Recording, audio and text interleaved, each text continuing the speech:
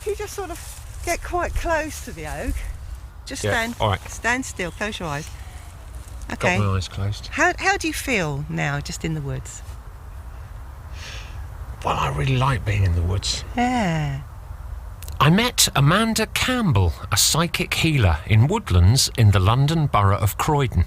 It was the start of my journey to discover whether trees really are good for us. Okay, you might want to try connecting with the tree. Shall we try that? Shall we try a bit of tree connection? Go on.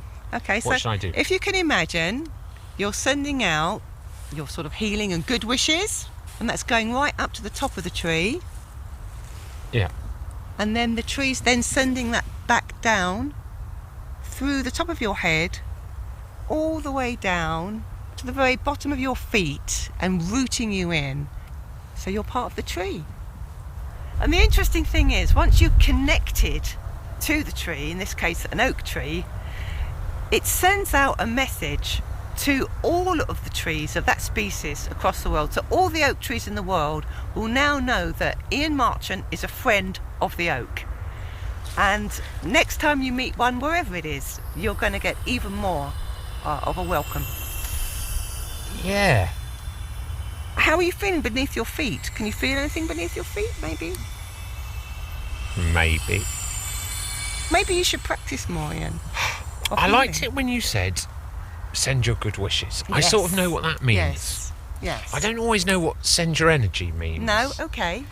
I think the point is, even if you don't do anything, if you just stand here, you will feel differently. Yeah. Rather than just sort of walking past them and going, that's nice. And yes. Let trees know that you are there for them. Yeah. See, I like that very much. Yeah, why not? I just know that I should be more cynical. Well, I think trees definitely break down the barriers. People genuinely love trees. It's funny, because most of the things that everybody loves, i.e. kittens and babies, are cute, aren't they? Yes. Trees aren't cute. They go beyond cute. In the world of tree spirit healing, it's taken for granted that trees are sentient and that they communicate with us and each other. In a park in Leicester, I met a shamanic healer, Teresa Lewis. The basis of shamanic stuff is to think that everything has consciousness. The spirit of the universe is also in the tree. By connecting with their spirit, we can gain healing and insight into our lives. But you can do this technique without being actually with the tree. What do you mean you can do it without being with the tree? Although I can work directly with the spirit of this particular tree, I see it more as representing oak. The spark that's in everything is part of this oak, and the oak is my nature ally. As you get more sensitive to energies and stuff surrounding us, you can actually kind of practice walking and then feel the energy, of the tree as you get closer and closer. You can feel where it begins, ends. How close to it do you start to feel its kind of energy? Well, some people say, I was reading today, that really big trees can go out for miles and miles and miles, the energy. I will work closely rather than at a distance, but I believe even if you were just walking around the tree, you will not be able to wonder at its magic. But how did you? What does it say on your passport? How do you end up a shaman? I was meditating and trying to just, do meditation, like calming my mind, and I just kept seeing animals that came to me, and then with the practice growing, I then got nature allies as well, so spirits pick you. You may feel that Amanda and Teresa's views on trees are not entirely mainstream, so let me introduce you to social forestry. This is the idea that woodland is therapeutic. It's good for the rehabilitation of criminals, for training unemployed youngsters, and for lifting the mood of people with depression. I went to some woods outside Telford to see a project run by the Small Woods Association, which is aimed at older Asian people with mental health issues. I spoke to forester Rob Marshall. It's like being in the Shire, really, or Narnia. It's a kind of A-frame structure made from logs. Fire going in the middle, a tripod going over the fire to hang the kettle from, which is always a good sign. Rob, What's the plan today? Get the fire going, get the teapot on, have a cup of tea, just sit down, have a chat for a bit. Yeah. And then people will get on with their relative projects, whatever they happen to be working on. People have got bits of wood that they're making either bowls out of or tabletops or seats. What's the kind of thinking behind that? Oh, the idea of getting people into the woods is mainly it's because of the environment. This is a very therapeutic environment, I found, for a lot of people with a lot of different health issues, mainly anxiety, sort of depression kind of things. Do trees make you happy? Do trees make you happy? The trees help within the environment. I can see somebody nodding over there. Looking at the trees, you know, it's beautiful, it's calming, soothing. When we do our little projects, we see, wow, we got so much uses with the trees. I mean, recently I made a stool, I made a bench and a stool, and I'm working on my table now. Oh, that's fantastic. Yeah, so, yes, it's just beautiful coming out here. We are just come from Fiji, you know, just a long time. It's nearly 50 years I'm here. I mean, I've never been to Fiji, but I've always imagined that it'd be kind of warm and sunny and... Oh, it's a beautiful place there. Whereas here we are in the middle of a wood and it's kind of damp and it's cold and it's... Oh, I don't feel like cold anymore. I enjoy, when soon come here, I'm enjoying it here. I feel like back my home. My father made them, you know, cutting the woods, make the furniture like this. We learn it a lot. When I come in here, time going very quick. Yeah. Forget every problem behind back, you know. We're just proud of them. Yeah. So as well as kind of remembering Fiji, if you like, you come into the wood somehow to forget as well. Yes. When I come in here, I feel like my home. That's fantastic. I would never have thought that a wood on the outskirts of Telford would be like Fiji. Oh. But you've persuaded me. Yeah, because this time, it's cold in Fiji, hot weather. I don't mind the cold, I don't mind the dirt. I love the wood, I don't know. I like the tree, I love the wood. I like the tree. I thought I'd bring my father down here because I'm his care worker. He's elderly, my mother passed away. And he enjoys coming here. He's quite elderly, he hasn't come here today because it's quite slippy on the leaves. What does he like about it? He's changed since he's been coming here. Has he? Yes, it's made him more, a bit more alert. Normally he's a bit depressed because my mum's passed away. Being here and meeting other people who have either been in the same situation or they're alone, it's good for him to talk to other people. Yeah. And, you know, share their problems. But do you think it's kind of, you know, it's meeting people, or is there something special about meeting people in the woods as opposed to just being outside? I mean, you could meet in the park or something. But the park is more open, it's more, here it's more homely, and it is more like a cosy feeling that we're away from everything, we're just in our sort of wonderland. But it's like spiritual feeling as well, and tranquil. Yeah. And even at night time, I think it's magical, you know. Especially the noises, they sound a lot more louder and clearer in the night. Fairy tales are set in forests because magical things happen there. Sometimes the magic is good, but sometimes it's dark and scary. You may give me Winnie the Pooh in the 100-acre wood. On the other hand, I give you Ratty and Mole, lost in the wild wood, surrounded by horrid plebeian weasels. When you enter a forest, you also enter dense thickets of cultural illusion. Sarah Maitland has just published a book called Gossip from the Forest. I think the feeling that you get in a wood probably relates quite closely to the wood that you're talking about. So that people who've never been in woods say woods are all frightfully wholesome and healthy feeling. But actually, I feel really different in different woods. In Staverton Thicks, I feel enchanted. Time-slipped magic in those woods. Whereas in an over-planted spruce plantation on a cold hill in Scotland, I feel angry and bad. So I think the wood of people's fantasies, the wood they feel good in, will depend on which woods they were in when they were a child. One of the things they bring is an imaginative history, if you like. So we're bringing Robin Hood as opposed to the Brothers Grimm, perhaps, arguably? Well, I think we're bringing the Brothers Grimm stories as well. But a really good example would be, I think, Scandinavian woods are really different. And Scandinavians feel differently about them. But I think their woods are more scary. I mean, they don't just have wolves in them, they've got bears as well, haven't they? You'd find it hard to prove conclusively that being in the wood has a distinctive effect. And if it does, how much of it is because the wood reflects our cultural preconceptions back at us? But if you want some hard science, come with me to the University of Essex and meet Dr. Joe Barton, lecturer in sport and exercise science. We're a long way away from the forests.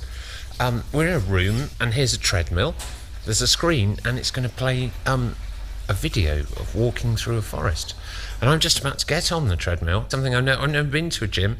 I'm a fat bloke, so I'm quite nervous and very interested to see what happens. So we're going to get Ian on the treadmill today. We're going to get him up to a walking speed. What do you mean by a walking speed? Well, at least 6 kilometres an hour. It's not walking. It's not. It won't be a challenge for you, I promise. Yeah. And then we're going to get the video of the forest up on the projector screen, right. So it really feels like Ian's actually walking through a real forest.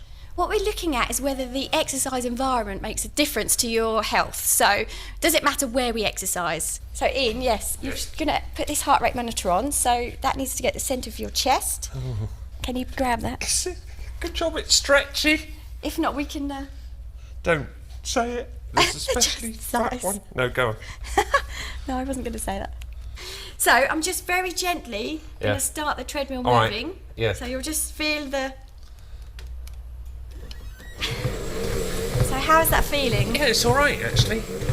So this is called an evening run through the endless forest. And I'm walking along a track in a forest. Nice trees, tall trees. Sunny day? It is a lovely sunny day. Thanks for asking. Do you feel relaxed? No, I don't feel at all relaxed. Getting away from it all? No, funnily enough. It's very pretty. I think if your walking pace is slightly more comfortable, I think the walking pace is overriding the forest experience. But obviously we do a lot of work outside in the real environment where they're... Boy! That was funny. You've accidentally pressed the emergency stop button. Thanks very I much. don't know if that was a cue for you to... I think it probably is, yeah.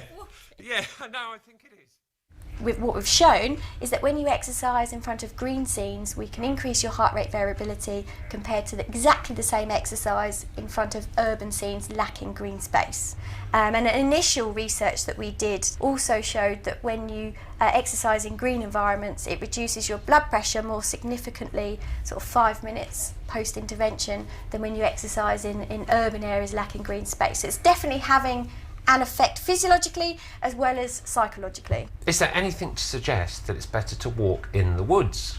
Are the woods better for you than anything else? There is a lot of research internationally that's showing that the forest environment does have a bigger impact on physiological and psychological health. Here we've included woodlands as part of our research, and you see beneficial effects. Because the forests aren't necessarily easily accessible to people on a daily basis, what they tend to be used for is people that go there specifically to go cycling for the day or walking for the day, and therefore their health, they're kind of anticipating and looking forward to it, so they're actually feeling in a good place when they get there. Does it matter whether the main effect is psychological? Do you see what I mean? So people are looking forward to it, so they get there, they're going to have a good time. There's not something actually in the trees, is there, that makes people better or feel better?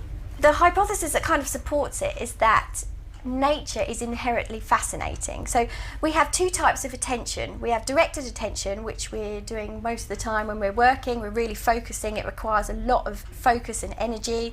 And then we've got involuntary attention, where that is where you restore your mental fatigue because it doesn't require that focus and energy. The idea being that nature, so forests are obviously a key part of that, is innately fascinating. You engage in involuntary attention when you're in a natural space. It's not requiring you to have to use your directed attention. So it replenishes your mental fatigue. I'm from a river estuary. That's where I grew up. No trees. I still get a real thrill out of walking by an estuary, or somebody else might get a real kick out of walking through Venice if they were Renaissance art was their thing. Is there a cultural, in Britain it's possible to have the 100-acre wood with Winnie the Pooh in it, but would it work in Germany if you take your children to the woods in Germany you get eaten by wolves or there are gingerbread, Yes, it's scary, so the cultural setup. The cultural setup does feed into the experience. Joe Barton's work is fascinating, and it shows that just looking at nature is good for us, but she can't really sort out how much of that is the result of all the things we believe about forests before we go into them. The place where they've done the most work is in Japan, where they have something called Shinrin-yoku, or forest air bathing, which I'm happy to say is done fully clothed. Dr. Ching Lee from Nippon Medical School in Tokyo is Secretary General of the International Society of Nature and Forest Medicine. I have conducted 5 experiments to test the effect of walking in forests on human health. Dr. Lee finds all kinds of beneficial effects. Walking in forests can reduce the symptoms for anxiety, depression, anger, fatigue, and confusion. But it's not just all in the mind. Walking in forests can increase the activity of a parasympathetic nerve. That's the parasympathetic nerve, which, as far as I can make out, is the relaxing and renewing bit of the autonomic nervous system. And Dr. Lee finds that forest air bathing boosts the body's natural killer cells. If we compare cancer cells to criminals, the natural killer cells like policemen. So in my experiment, I found walking in forests can increase human natural killer cell activity. More policemen? More policemen. And this effect lasted for about 30 days. And forest air bathing reduces blood pressure and stress hormone. So what's causing these effects? The quiet atmosphere, beautiful scenery, mild climate, special good smell, and fresh air contributes the effects. People can enjoy forest environment through all 5 senses. But the Japanese researchers think that mostly it's down to the fragrances given off by the trees. Dr. Lee has tested his theory in the lab. For 5 days, I incubated the human immune cells, like natural killer cells, with essential oil from trees. I found that essential oils increase the activity of immune cells. And he also got volunteers to stay in a hotel where he wafted the scent of Japanese cypress over them at night. I found that essential oil exposure significantly increased human immune function. 70% of Japan is forest, and the Japanese government has poured money into forest medicine research. Walking in forests has become a well-recognized relaxation and stress management activity in Japan. Many people in Japan enjoy the forest bathing trip. In fact, in my university, I have a special program of forest medicine for medical students. 8 to 13 medical students visit city green parks with me every Monday afternoon for about 2 hours to enjoy the effect of forest bathing. Dr. Lee thinks that the forest fragrances are responsible for most of the good effects of walking in the woods. Add in the effect that Joe Barton finds from just looking at forest videos in the lab, and it occurs to me that you could pretty much replace real trees with essential oils, widescreen TV, and a treadmill.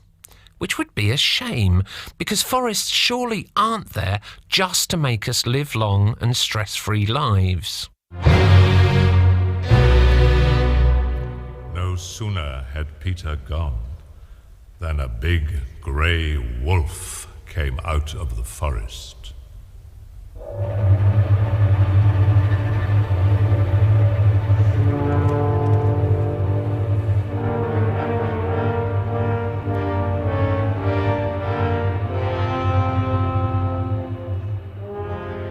A psychoanalytically inclined colleague tells me that forests represent sexual desire, which is why they're not safe for women in fairy stories. As a lad, I often found abandoned hoards of rain-bleached pornography in the woods. In my part of the world, forests seem to have an association with secrets and the forces of darkness, as I tried to explain to tree healer Amanda Campbell. So let me tell you the story of the Radnorshire dragon. The last dragon in Wales lives in the Radnor forest. And it's contained in the Radnor forest by 4 churches built around the forest. each of which are named after St Michael, and each of which is built on an ancient holy site. 1,000-year-old yew trees, circular sites, and Christians have, if you like, come and inhabited these ancient sites. So something's being contained in the forest, which is to say that the spirits in the wood aren't always good. Are they bad spirits? Well, maybe they're just being protective of their trees. But something is being contained. Yes. They're holding against something which in local mythology is a very bad thing indeed, which is in the forest. Well, whether you think the dragon energy is good or bad, the trees, especially yew trees, so old, so powerful, they're probably, especially if they're placed in a kind of square or a circle around the dragon energy, this would certainly hold it in. Amanda later told me that dragons are the newest trend in New Age healing circles, overtaking fairies, which were already eclipsing angels. But I insist that there is, and there should be, something spooky about woodlands. Writer Sarah Maitland. There's a very strange thing that happens in a wood, which adds to those spooky feelings, which is it is astonishingly easy to feel lost. Because I think we orientate ourselves more than we think from the sky. Well, if you can't see the sky, you can't orientate by it. So even when you're in a very small bit of wood and you know where the car is, you feel lost. I go for a walk through a local wood that's been turned into a sort of woodland walk, and it's lovely, but I'm never lost. We're preserving woods, but are we over-domesticating them, possibly? Well, I really, really don't want to answer this question, because I want to say yes, but actually I know the proper answer is no. Sometimes I'm in a wood, I think if I see one more information board, I'm going to turn into a teenage vandal. I'm going to buy a hoodie and come and hack them all up. In Britain, 2/3 of visits to woods are to walk dogs. We love our woods, but are we defanging them and turning them into a leisure amenity? I went to see an old friend. We're going to meet someone who's chosen to live in the woods. Bob lives in an old school bus whose wheels have come off, that hasn't moved in 15 years, I suppose. There's smoke coming out of the chimney, which is on top of the van. So we've come into the heart of the wildwood to meet Robin Hood. Well, the outlaws, anyway. When I first met Bob, we lived up in the forest, and I was an incomer from the south, and it was Christmas time, and I said, right, I'd better go and buy a Christmas tree, which Bob thought was the funniest thing that he'd ever heard, given that we lived in this sort of vast coniferous forest, and all you had to do was make sure nobody was looking, nip out into the back garden and nick a pine tree. And this is it. Hello, Bob. Good morning. So this ash dieback thing, do you think that people would recognise an ash tree if they saw one? I think most people wouldn't. I think most people don't recognise trees. I took out a party of children on a survival weekend, and we were in the woods sort of like cooking up a pot of nettles, and I just happened to ask the kids who can name the trees that are around us, and I was quite appalled that the only tree they could name was holly. Yeah. I looked at the two late 20s social worker types, they're sort of like university educated, and said, how about you guys? And I think sycamore was the only one that they could for certain say, yes, that's a sycamore. So why do people like woods so much when most people have never even recognised an ash tree? People like woods, I think, for similar reasons to they like the sea. A demonstration of the lack of dominance that man has, the lack of control. There's no yellow lines, there's no CCTV cameras. There's no other bloody people, in fact. Yeah. But you're not supposed to live in woods, though, are you? By the British laws, no, they make it very difficult. You are the outlaw in the woods, in a way. But I never robbed from the rich to give to the poor. No. Why did you rob from the rich? Get the money.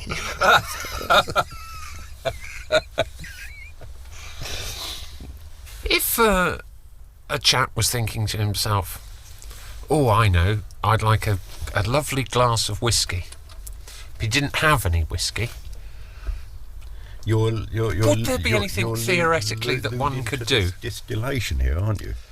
Well, depending on how much sort of spirits you wanted to produce, you could, if you wanted to go for 10 gallons still, you'd maybe get an old central heating hot water cylinder, the copper one, and generally reduce the height of it, take the middle third out and join the top and the bottom, put on a condenser tube and run that through a condenser and put a fire underneath it. The BBC would like to point out that distilling alcohol without a licence is strictly illegal. I did have the rather alarming experience of working in a shed near here, and I had a still running in the shed, and a voice behind me said, "Hello," and there was a uniformed copper standing there. He said, "Oh, were you around the area?" Anyway, he just asked me, had I noticed any cars going by up the place I was by where I was parking. I said no, and he turned round and walked away. Did not say a word. He must have seen this bloody thing, this big, and he was right next to it, and he was running, had stuff dribbling out, and you smell it, stinks the place out, Yeah. And he didn't, and I thought it'd at least try and blag a bottle off me. If you wanted to do something like run a still, is the woods a place of freedom? There's always been a place of concealment, haven't it, woods? Were you a den maker when you were a kid? Absolutely, yes. And we lived right on the edge of Ash Ranges, which was thousands of acres of not only beautiful woodlands, but littered with all army tack. We had loads of stuff, weaponry, sort of all manner of stuff. Yeah. You had weaponry? Yeah, we had a 303 in the shed and a big sack of ammo for it. Yeah. You just found in the woods? Yeah. I found, when I was a kid, I found 3 pistols in separate occasions. Bob is an outlaw, but he's not a very dangerous one. British forests are a little bit scary, but they're not generally unsafe. A touch of wildness and a modest sprinkle of enchantment. Perhaps this is the secret power of trees. As Sarah Maitland says, they offer us a sense of awe, but on a manageable scale. Trees are one of the largest living things we get to hug. You can't hug a field or a mountain. It seems to me trees are not only ancient, which I said, they're also big. But they're not too big. They're not like stars, billions of miles away and out of reach. So the sense that trees are good for you might be simply that they're the right scale.